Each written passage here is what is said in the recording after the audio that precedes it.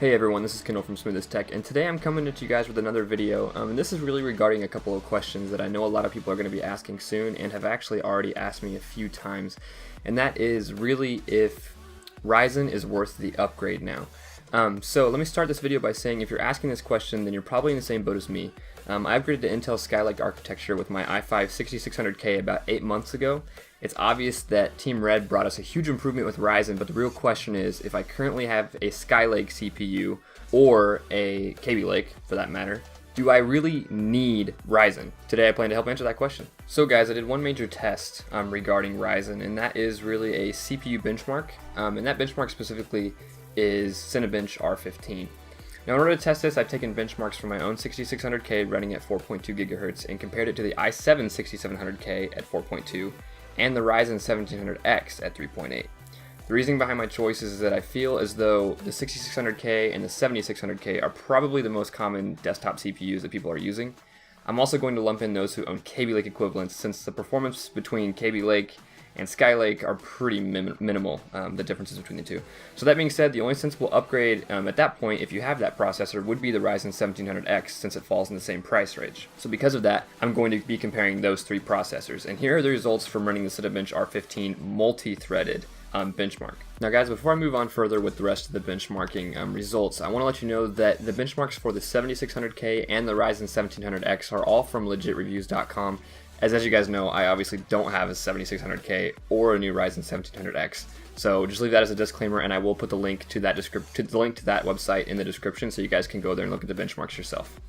That being said, nothing here is too surprising. Both the i7 and the Ryzen 1700X are beating out the 6600K simply because they have more cores and threads. So that being said, the 1700X shows a 64% increase in performance when compared to the 7600K and 126% when compared to the 6600K. Which is quite a jump. Again, this is likely because of having more threads, but when you look at the single-threaded performance of Ryzen, that's when the picture becomes quite a bit clearer. So now you guys are looking at the single-threaded performance benchmarks, and these really showcase the raw power of the CPU, which in terms of instructions per clock, here we can see that Intel still clearly has the lead in instructions per clock by beating the 1700X by 15%, which is pretty significant when you guys are thinking about it, as Intel has held this lead for some time now. But that being said, guys, it looks like the AMD has still, despite their over 50% gain on instructions per clock when compared to Bulldozer, has still not been able to topple Intel when it comes to that. Now guys, I've only showed benchmarks from Cinebench because there really isn't a need to show others. After extensive research from others' results that I've looked at, the trend that I've discovered holds true across almost all other benchmarks that have been performed with Ryzen. Now Ryzen hasn't been out that long, so I realize there isn't an extensive amount of information out there, but there's enough to come up with a pretty good conclusion, and that is that it simply can't keep up with Intel in single-threaded performance.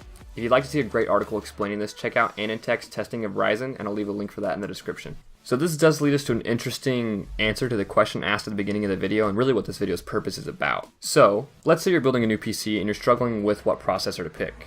My suggestion for you is yes, buy Ryzen. If you're in this price range, the 1700X is really your best bet simply because of its multi-threaded performance being so good, especially if you're a content creator or even a gamer as games become able to utilize more and more threads.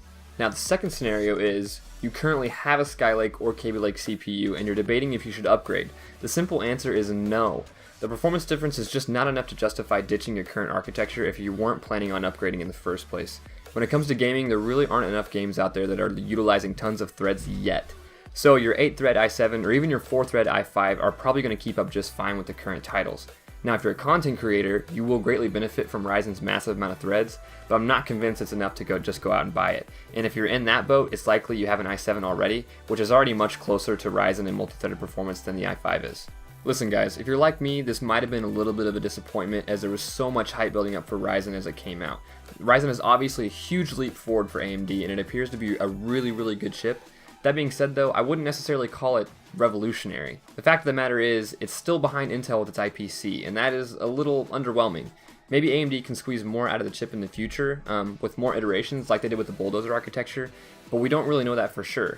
That being said, Ryzen is definitely not a bad choice. It's just one of those decisions you have to make.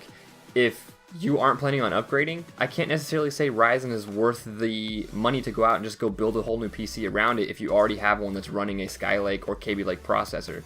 However, if you're building a brand new PC, is probably worth looking at. Now lastly guys, I just wanted to take a second to talk about gaming a little bit, because this is a matter that would also concern me as well. And for all you gamers out there, which I know I already iterated this before, but when it comes down to it, I don't really think Ryzen is necessarily necessary to have for gaming. I think the performance that you get with the 6600K and definitely a 7600K or 6700K is par. You're going to be able to play all those games on Ultra with a decent graphics card. I don't think there are any titles out there that utilize enough threads to really make it worth going out and getting a CPU that has as many threads as Ryzen. It's definitely overkill right now unless you're a content creator. However, I can see the future proofness of Ryzen being much better than Kaby Lake right now, because games are beginning to utilize more cores. It's just not quite there yet. Alright guys, that's about going to do it for us today. I tried to keep this really brief, and I tried to not make this sound like a review because that really was not the purpose here. But if you'd like to check out a really great review, guys, and one that I read a lot about, was the article from AnandTech, and I'm going to post that in the description like I said before. But that being said, guys, please let me know what you thought about this video. Let me know if you guys are going to be picking up Ryzen. Let me know what you think about its benchmarks when compared to the i7 from either me or from other sources that you found. And let me know what you guys think about it, because so far I felt as though it's been a little underwhelming. However, stuff hasn't really been optimized for it yet. So let me know what you guys think. And as always, thanks for watching.